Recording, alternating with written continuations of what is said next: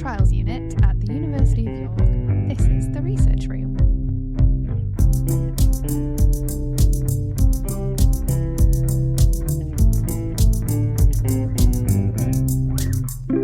Hello and welcome back to the Research Room. I'm Lucy Apper. And I'm Janine Healy. And today in the Research Room, we're joined by the team from the Measure project. So we've got Karen Glerum-Brooks and Professor Joy Adamson. Welcome to the Research Room. Thank you. Please just introduce yourselves, because obviously we know you, but other people don't. So I'm Joy Adamson. I'm a Professor of Applied Health Services Research and one of the Royal College of Surgery chairs in surgical research. And I'm Karen. I'm the Patient and Public Involvement Manager in the York Trials Unit at the University of York. And I've been doing that since about 2020. And so I've worked in about 10 different trials and studies with members of the public. Brilliant. Well, thank you so much for joining us in the Research Room. We're really excited to learn all about your project. Sounds really interesting. So could you tell us, just to kind of start us off, what's the name of your project, the kind of full name? The full name is a Mixed Methods Evaluation of the High Volume, Low Complexity Surgical Hubs Program. So and Measure is an abbreviation of that. Yeah. But there's a lot more, a lot to say about just the name, I suppose. So Mixed Methods is both numbers and interviews with people. Okay. And high volume, low complexity surgical hubs are basically places in hospitals or centers specifically set up for surgery in high volume with patients who are otherwise well. So that they can move through quickly, basically. So high volume, I guess. Lots of people, but Yes. not massively complex surgeries, I guess, if it's high volume, low complexity. That's the idea. When they were first set up, it was sort of, they were doing, the sort of the big elective surgical procedures like cataract operations, hip and knee replacements, those kind of operations.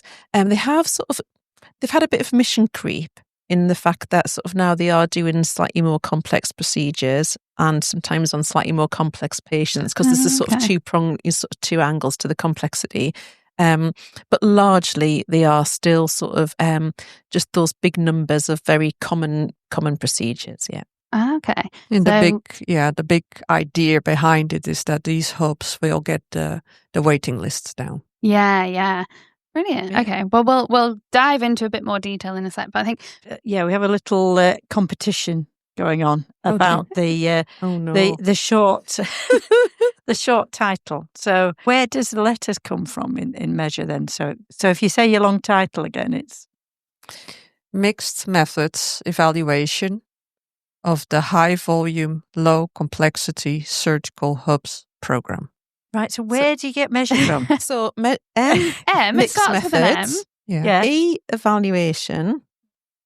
The A in evaluation as well. The A We've is in stolen the evaluations. A We've from stolen that the A, yeah. And then we've got surgical, Oh, yeah. hub, Drop the H. yeah. And then program's got the R and the E on the end. Yeah, okay. So you forced the name, basically. We forced it a little bit. Slightly Yeah. forced, I think we got it out of the algorithm generator. So I don't think very we good. sort of Yeah. sort of made it up ourselves. Yeah. Oh, there's an algorithm generator. Oh, Really? an acronym generator. Oh, yeah, sorry, not algorithm. Ah. Acronym generator. I know what you sorry. mean. Oh, really? Yeah. You use? I never realised that. So you do that for all the trials. You make a. Quite good.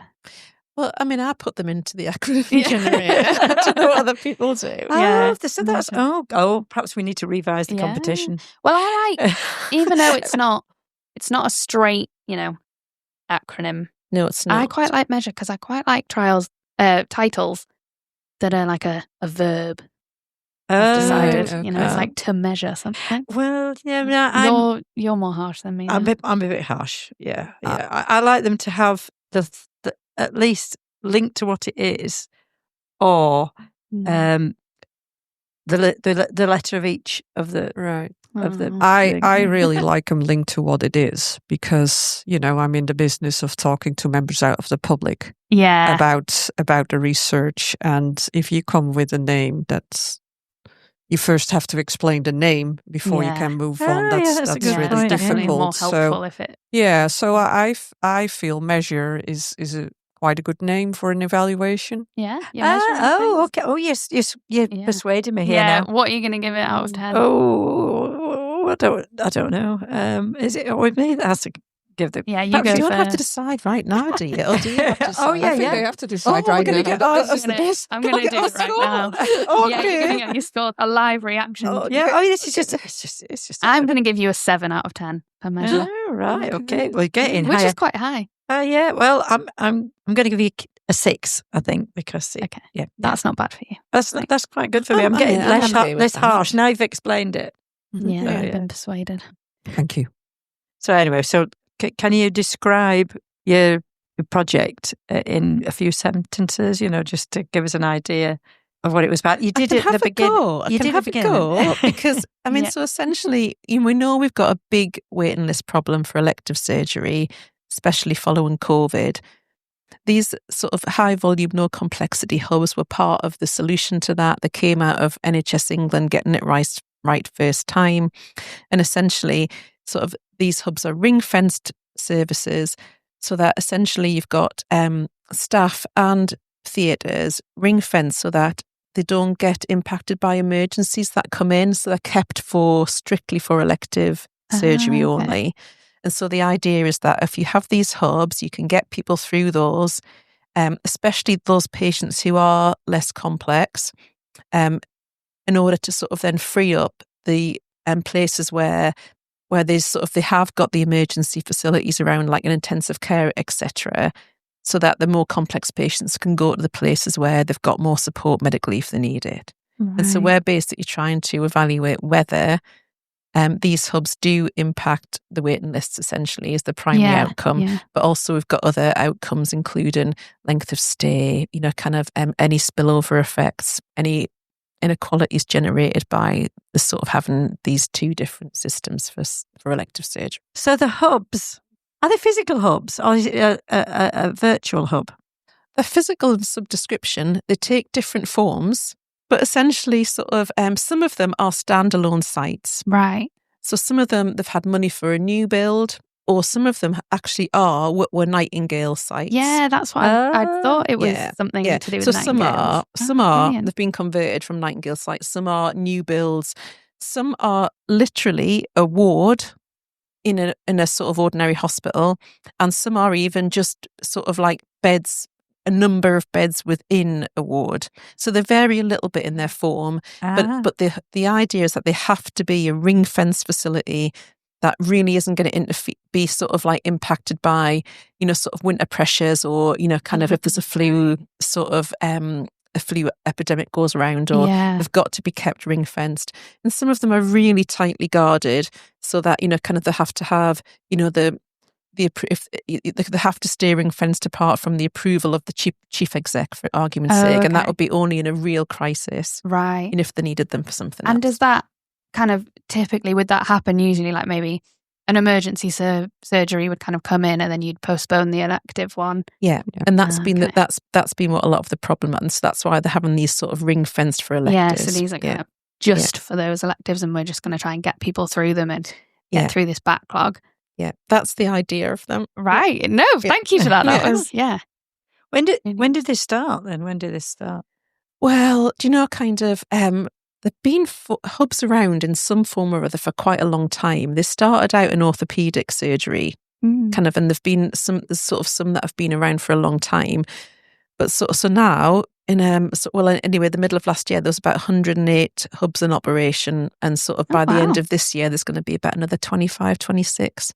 So there's quite a lot of them about, but they've sort of trickled in, started off in orthopaedics, and then now they're across several different surgical specialties. Oh, right. So what kind of surgeries is it? So orthopaedics, I guess, is that mostly, bones that is, and joints? Well, is that what that is? Yeah, and mostly hip and knee replacements. Right. Yeah. But some are doing other, kind of less less invasive orthopedic surgery as well. Oh, You know, okay. kind of.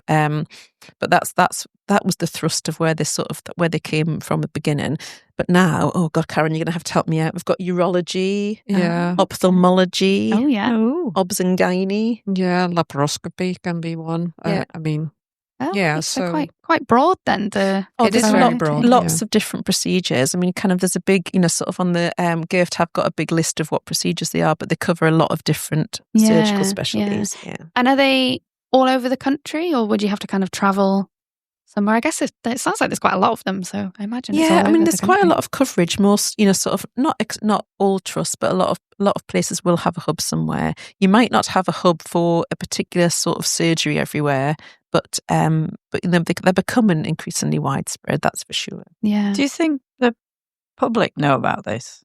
when I speak to people, no, generally not. Not Yeah. even when they've been there. You know, it's just for them. They're just going for surgery, and you know they need to get help. I suppose and if you're in a hospital, you might not yeah, realize it was a hub unless you're Yeah. going to a Yeah. specific place. yeah. Although you know the people I've spoken to who have been treated in hubs, I mean, they were marveling about how efficient it all Oh, was. brilliant. But then that said, people are generally very positive about the experience they've had in hospital anyway. Yeah. Oh, good. Huh. Yeah. Yeah, I think people don't call them hubs because Yeah. they're not called hubs really outside of, you know, kind of you sort of, even if it was a standalone, it wouldn't necessarily be called a hub. You know, kind of. Yeah, you wouldn't be kind of- told you're yeah. going to a hub. For Yeah. your Oh, yes, surgery. see what you mean. Yeah, so this Yeah. is just for in research. You're calling them hub. Well, and the providers call them hubs. Oh, I see. but actually not always to the people who work in the hubs. Do you know what I Yeah, mean? It's they sort might of not like notice. it's- Yeah. You mean They're you alone. could be working there, you don't know you're working. Yeah. Oh, good grief! Oh. Yeah, you wouldn't necessarily. No, there is an accreditation scheme. So if you're in a hub, I think it's sort of partly as a bit of a. So there's some accountability for any funding that you got. You can join this, but it's voluntary to join the accreditation scheme. But you're then judged on things like throughput and your waiting Okay. times and some of those other metrics. Yeah, that kind of. Yeah, but NHS England give that. GIRFT give that accreditation. Oh, right. Okay. Who gives the accreditation? GIRFT, it's called Getting It Right First Time. Yeah, Oh, what's that? GIRFT. There's an acronym. It is. yeah, it That's is. proper acronym, isn't it? Oh, you like that one? We'll get off that. Sorry, carry on. That Sorry. is a proper acronym. Yeah, yeah.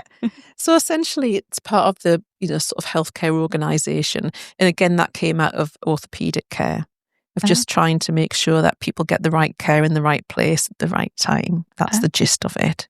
Do you think is that the best way of describing Yes. GIRFT? Yes. Yeah. Brilliant.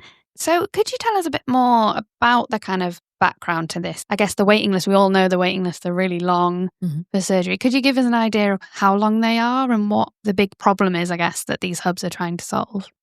Well, I've spoken to quite a few people who are, you know, on the waiting list for a year, for example, for knee and hip. I've mainly spoken to knee and hip patients, but yeah, about a year. And it's been quite tough, actually, speaking to these people. They run, you know, the cost of waiting. I mean, you know, waiting is awful, but when you speak about what people go through in that time, you know, in terms of, you know, socially not being able to go out or do the things they enjoy, financially, just, you know, trying to go to maybe private physio to keep going, mentally, it got me. Yeah, I bet people are in, you know, a lot of pain, if nothing else, just from Yeah. and then Yes. Yeah. And they're just struggling on. Yeah. So, yeah. So, but I mean, that's not to say that every waiting list is as long. I think knee and hip are particularly long. And I think one of the worries, especially in orthopedics, is that of the decline that you suffer while you're on because you can't exercise and all, so it becomes a cycle, sort of and then it's harder to recover when you've had the operation if you're not fit beforehand, and so at the minute that there's going to be a target which the government has set for March 2029 of 92% of patients only waiting 18 weeks. Oh, wow. Yeah. So we'll see if we achieve that. That's it. Yeah. So you've got how far are you with your research then? How far is that? Yeah, so we were funded for a 4-year project. So essentially, the project came out of a commissioned call that came out of the health services and delivery sort of funding stream. And so we're about halfway through it now. We've started one of our work packages is using HES data. Are you familiar with that? Not a clue. No. Yeah. Is this another acronym? It is, and you like it. You like it. Will I? Oh, yeah. Hospital episode statistics. Oh, nice. Yes. Oh, that Lovely. gets 9. Yeah. So essentially, what we've done there is, kind of just big routine data set looking at a few key outcome measures before the hubs opened and then after the hubs have opened to see if there's been any shift in practice. And that's been led by some colleagues at the Centre for Health Economics. And then the other thing that we're doing is we're going to some hubs that we're purposefully picking out and doing a deep dive and going in and doing some observations and interviews with staff and patients. Deep dive, I like that. Yeah, Deep dive. Yeah. What's a deep dive? Well, it's just a sort of a qualitative evaluation of a much smaller number of hubs. We're hoping to probably go into about 10 altogether over the course of the project, just to see how they work in practice. Because one of the other work streams is to look at the impact on the workforce. So some of that we're collecting from qualitative data and some quantitative data as well. So when you say qualitative, I guess, so we're talking about interviews. Yeah. So just asking people and then, about their experiences rather than the quantitative, which is data and numbers. That's the hospital episode statistics. Right. Yeah. Right. And we've got what's been nice about this project is that for all of this, we're actually talking to members of the public about what they think we should be looking for, so what sort of data matters to them. Brilliant, yeah. And also, for the deep dives, we've talked about, what kind of characteristics we should be looking for in these hubs. So, for example, should they be the small hubs, the big hubs, urban, rural? So I think that's very nice about this project. That the public is involved every step of the way, and sort of helps us focus on what the public finds important, because an evaluation is ultimately not just about numbers, but about people. Yeah, definitely. And is that members of the public who are not kind of getting surgery, just kind of people who are these are people, so the HES data has been mainly on knees and hips. So for that particular part, I've mainly been talking to people who either were waiting for hip and knee surgery or had one, or sometimes both, on either end of their journey, and people who look after them. So maybe a daughter or a mother, And they're helping you decide, I guess, what questions to ask. From the PPI point of view, I mean, with HES data, we're kind of there's only whatever data is obviously pre-measured. Yeah. And but then for some of the other analyses, like kind of they pointed out, the PPI group pointed out that inequalities were important, didn't they? And kind of, and so so we're sort of feeding. And also, we're really interested in waiting times. But then when we spoke to them, they said, I'd like to go home straight away as well. But they felt like we should take into account that there may be people who are a bit older who may want to stay a bit longer in hospital, and that should be possible as well. So it's also how do you interpret all these numbers, Yeah. Could you just give me a quick explainer on what PPI is? What does PPI stand for? It's a good acronym. PPI is a very good acronym. It is, yes. Patient and public involvement. And it's been probably the last 10 years a big thing. That's the National Institute for Health Research is really pushing. So they're pushing for making sure that patients are heard when research is done. So to help with the design of research, to set the priorities in research.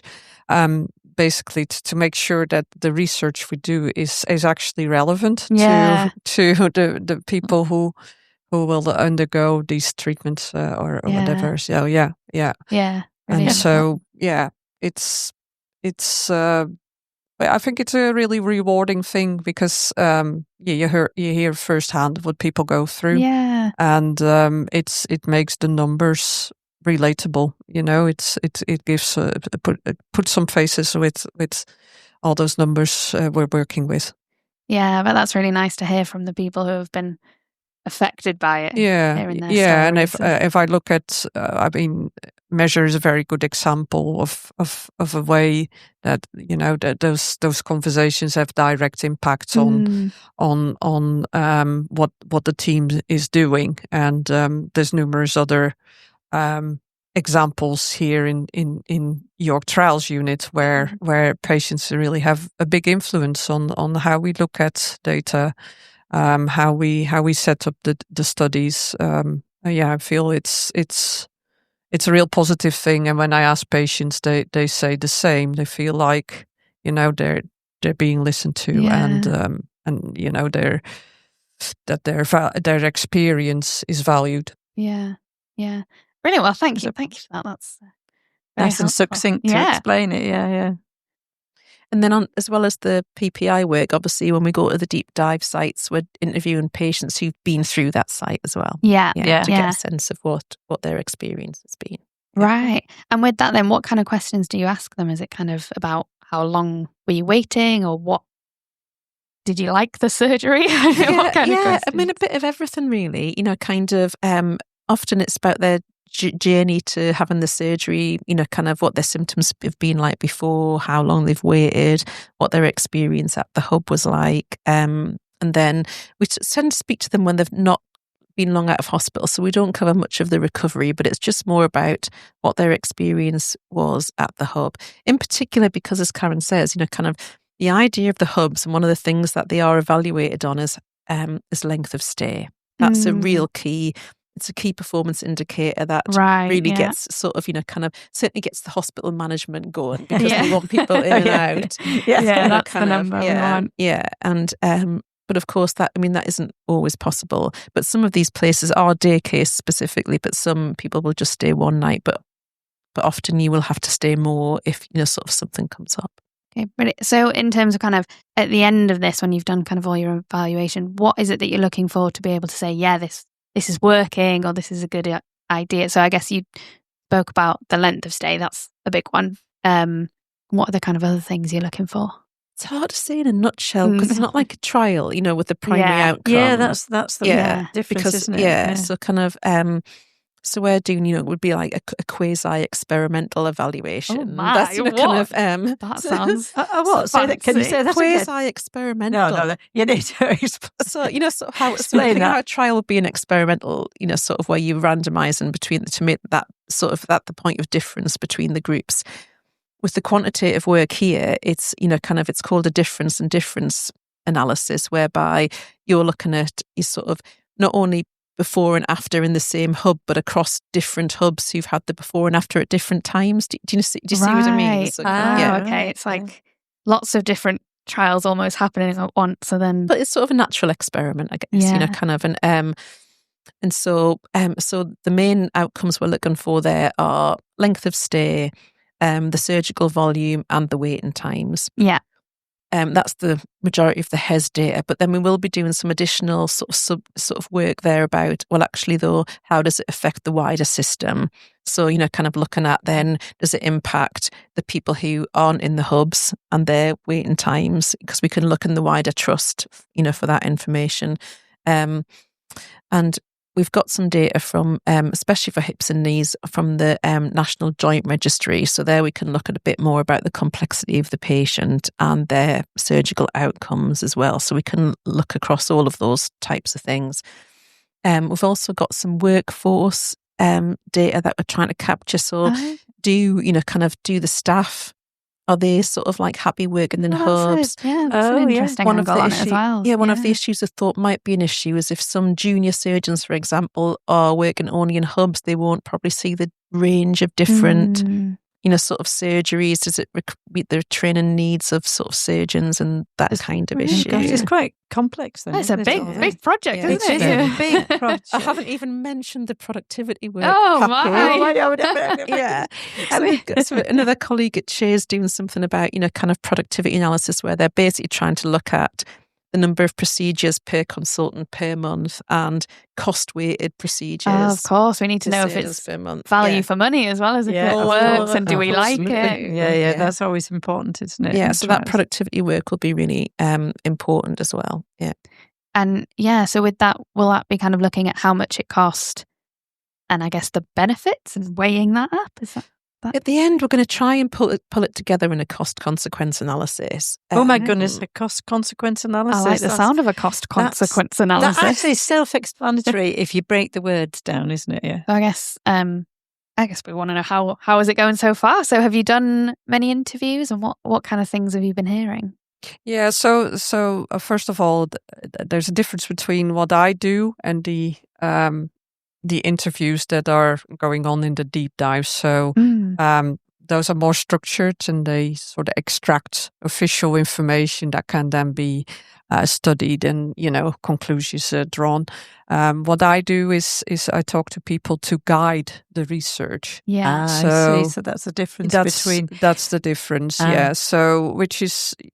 I've been talking to about 20 patients now. We started even before this project was approved, where we talked to a few people just about, what were their experience around surgery and what was important. So, for example, even in those early stages, we realized that, people want to go home early. They prefer to be home because they can sleep better and everything. But if you're living alone, for example, it's more difficult. You need to be more prepared to cope those first few days. Yeah. So, we learned that there's all sorts of implications. A hub may be further away.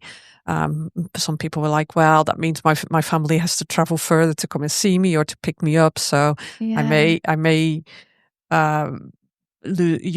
wait for a slot in my own hospital, so there's I'd rather wait a bit longer to be so I think what the most important thing is you can learn from PPI probably is how a concept like that fits in people's lives. What are all the practical consequences of preparing for surgery. So for example, one of the big things is that people struggle with not having a date.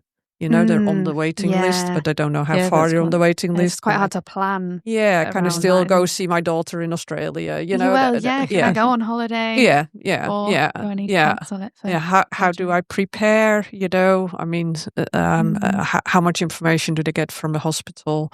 Just, and I think that's the biggest gain that you can see outside the hospital walls, basically. And what's great is the work that Karen's been doing from a PPI perspective has really fed into our qualitative interviews. So we're making sure we're asking about all those things that people have mentioned and find out what their different experiences are across the different places and how it's organised. Brilliant. Well, I feel like I've learned so much. What's next? So I guess you'll carry on doing your interviews, and you say you've got some analysis coming up. Yeah, so essentially how we've done especially the work using the hospital episode statistics, we've started off doing that for orthopedics only, and now we're starting to essentially repeat that for the other surgical specialties. Okay. So we're just about to sort of submit a paper which is the results of the orthopedics. So I can't really tell you. No, you can't tell us that. Because no sneak peek, exclusive for the research. So that's about to come out, and then we're repeating that next on neurology. So that's the next specialty we're moving to. We've done 3 of the deep dive sites, and again, we're just starting that process of analysis. So in the next 2 years, we're just basically going to be repeating that cycle again a couple more times. So we said we'd do this in sort of 3 iterations. So we're having some more quantitative data, and then we'll pick our next 3 qualitative sites. just on different criteria, because at the minute the ones that we've looked at so far in the deep dives have all been sort of standalone hubs where they've been out in a different location. So we'd like to have a look at how some integrated hubs are working, where they're on the sort of in the same site, and then we'll just go through on to the next surgical specialty and and then do the same again. But we'll do that kind of essentially twice more. So I think the next thing we're going to do, we've got some sort of random questions for you here. You might have noticed I have a hat. Yeah, here. I've noticed the hat. Yeah, and the hat is filled with questions. So we're going to pick you out 5 and we'll ask you to answer them. Yeah. Don't worry, they're not difficult. They're a bit of a mix of random questions. Yeah, you go first. You pick one first. If you could turn your project into a board game, what would it be called and how would it be played? You said they weren't difficult. You can have a minute to think about it. That is difficult to me. Actually. That is quite difficult. Just on top of your head. I feel like it would be, like the game of life. It'd be quite like a Monopoly type Do one. you know what? Monopoly was coming into my head, and then you could build little hospitals instead of hotels. Yeah. And the little pieces could be things like scalpels, Oh my God, let's make it happen. Oh my I love goodness, this game. this is a great game. stethoscope, Yeah. a joint replacement. Yeah. Yeah, hip and knees.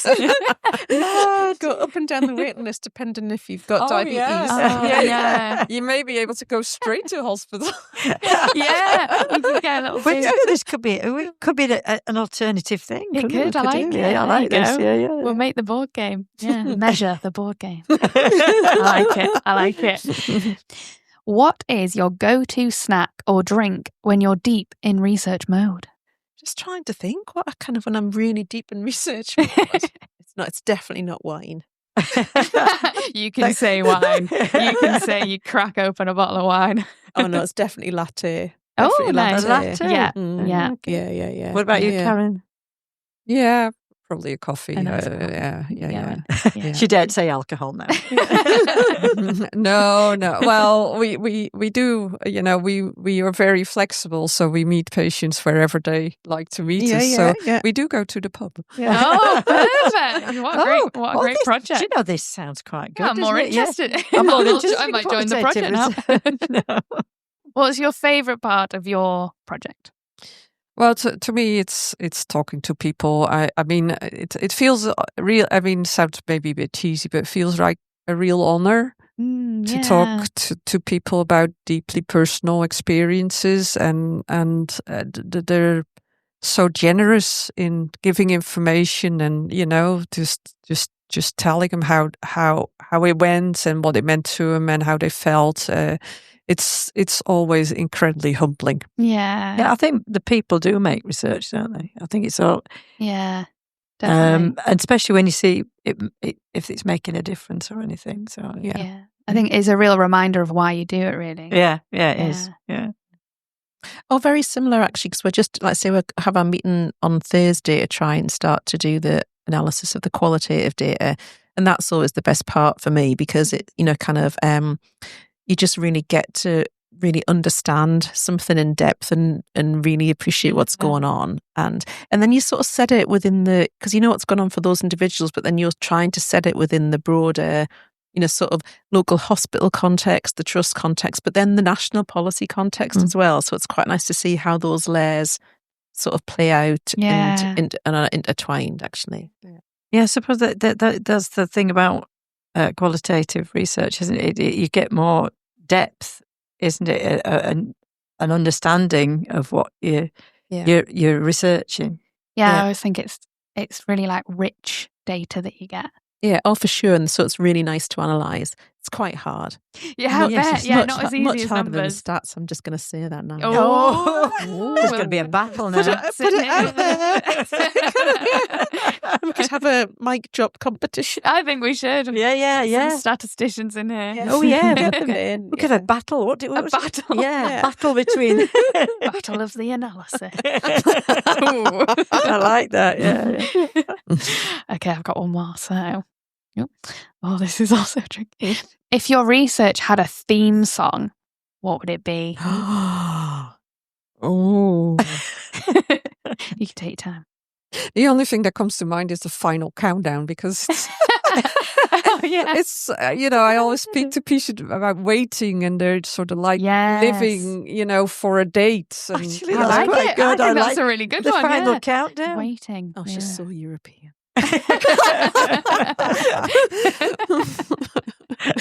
No, I'm going with that though. That is a good one, because it is. Yeah, the whole point is it's about that sort of the waiting list. Yeah, I like it.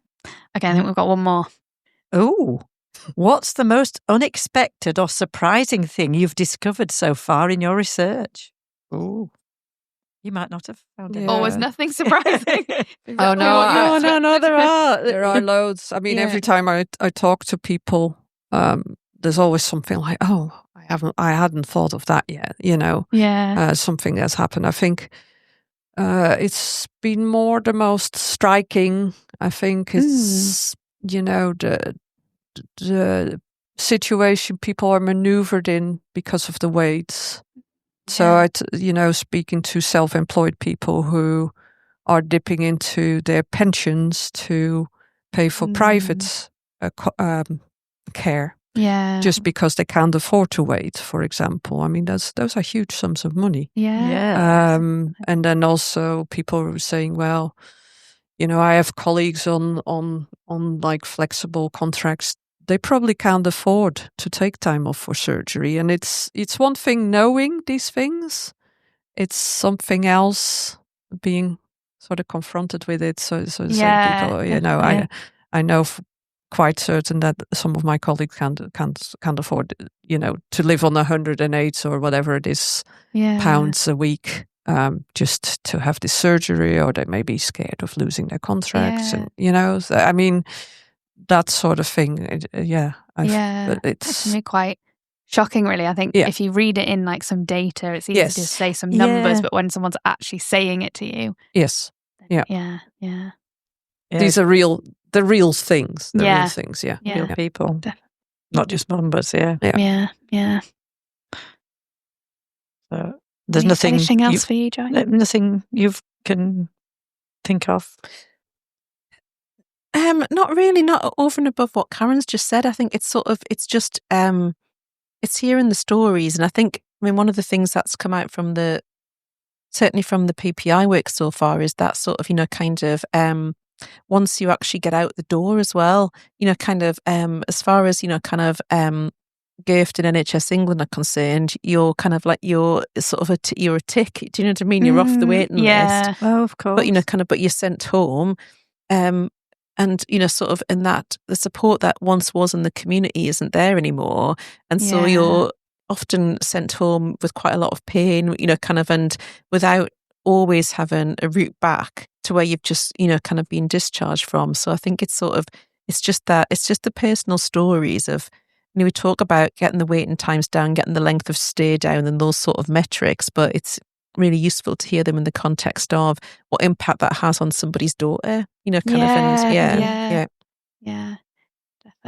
That's good. Brilliant. Well, that was really, really interesting. Thank you so much for coming to the research room, and we'll be waiting and watching really for the analysis to see, it's what been comes really, out really of interesting talking to you. Can I just say one more thing? Yeah, just to plug it. So if people are interested in, helping us and guiding us for research, with the research, there is a platform called peopleinresearch.org. That's from the NIHR, so National Institute for Health and Care Research, and it's a place where members of the public and researchers can meet each other. So there's advertisements on there from studies. People can respond, and there's you can just see, what your interests are, what your experience is, and how you would like to take part. Everything's always on a voluntary basis, but conform NIHR guidelines, people do get paid. So, brilliant! That's if you want to get involved in research, we always want to encourage people to. Oh yes, definitely to get involved. Brilliant, and we'll put all those details in the show notes as well. So, so thank you so much. That was really great, and thank you. Thanks. Thank you. Bye.